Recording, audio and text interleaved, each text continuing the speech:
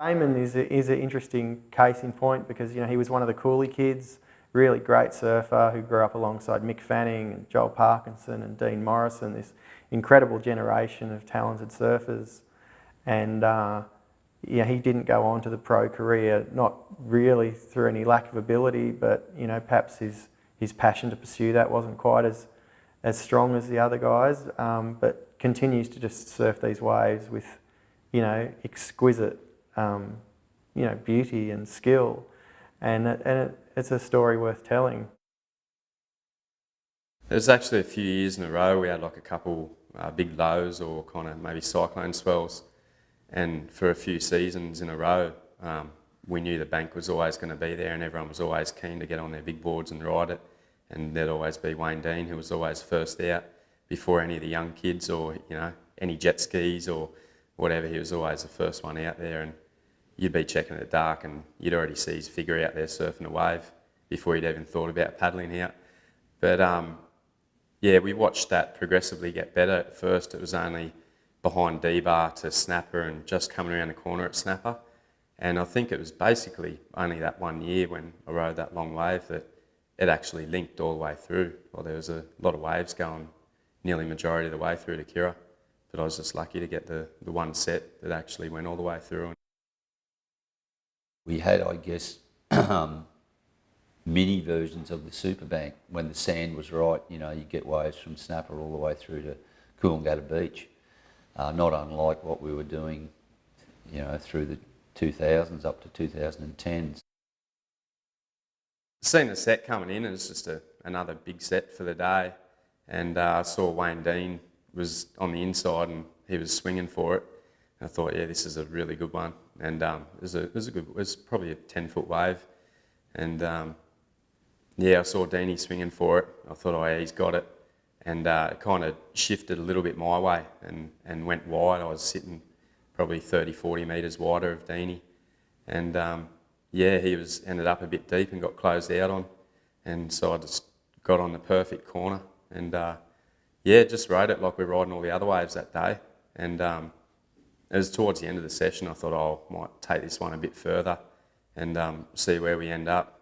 And it just had a long wall on it. I remember the wall just going out to sea, like it was like I was trying to surf to Surfer's Paradise, like because the wall was bending out to sea so much, and just followed it. And there was another 2 waves before it. You could see their whitewash trail, and I was focused on their whitewash trail. And I thought the wave's going to die out by about Greenmount.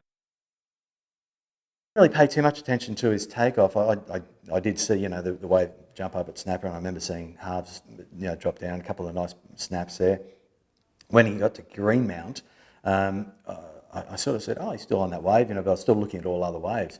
He really took my attention when he got to Coolangatta and when he got to that Spot X section. I mean, that is a really fast section. I just saw him highlining it and just really, he was in the pocket the whole way, but he was racing the hell out of that thing. And I was looking at the lineup, I was watching the wave itself, and actually some waves will have an end to their wall. This one just had a really long wall, so it went out to sea.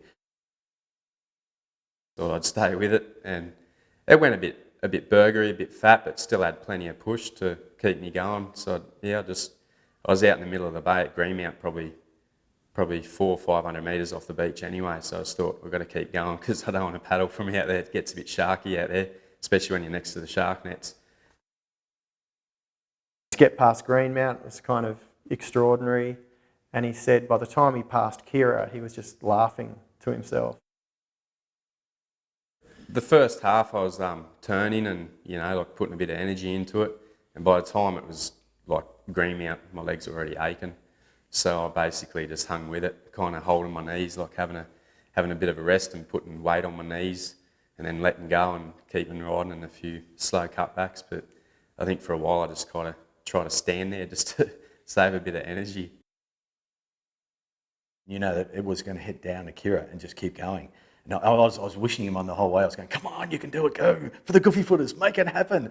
And he's got through that one section, flying through past Big Ronnie Kirra. And from there, it was just, he could just, I'm sure his legs were jelly by then, but I'm sure from there, he was able to just then relax again and just start playing with the wave. And he did. He got that end section just kept going, and he actually, and again, got through Kira. As you know, you can get hammered at Kira. The coolie boys used to call it El you know, because if you wiped out there, you're El Was back into an intense scenario. So yeah, even though his legs were probably shaking, he had to refocus and got to little Groiny Kira, and I'm going, he's still going. This is ridiculous. And I'm looking around, just going, has anyone seen this? Has anyone witnessed what's going on here? I got to around Big Groin, I just kind of started laughing because all of us had dreamt of surfing away from Snapper to Kira. And it got to Big Groin, it was still going just, for another 100 metres. And I started laughing, chuckling to myself, kind of thinking what I'd just done, what just happened. And yeah, it still ended up stopping pretty far out the back of like Little Groin Kira. But I think I paddled in those last couple 100 metres like faster than any other Ironman would have to the beach. And yeah, and still had the energy, just the adrenaline pumping through my veins at what I'd just accomplished. And I ran up the beach, cramps, everything. Still managed to run all the way up to the footpath and still, ran around the point. Still just, just ecstatic, just couldn't believe what happened. 1.5 kilometre or 2 kilometre wave. Someone had come up to the top of Kira Hill and sort of timed a wave breaking for that far, and it was 4 minutes riding a wave, which anyone who surfs would know, your typical ride might be 5 or 10 seconds. So to ride a wave for 4 minutes is extraordinary.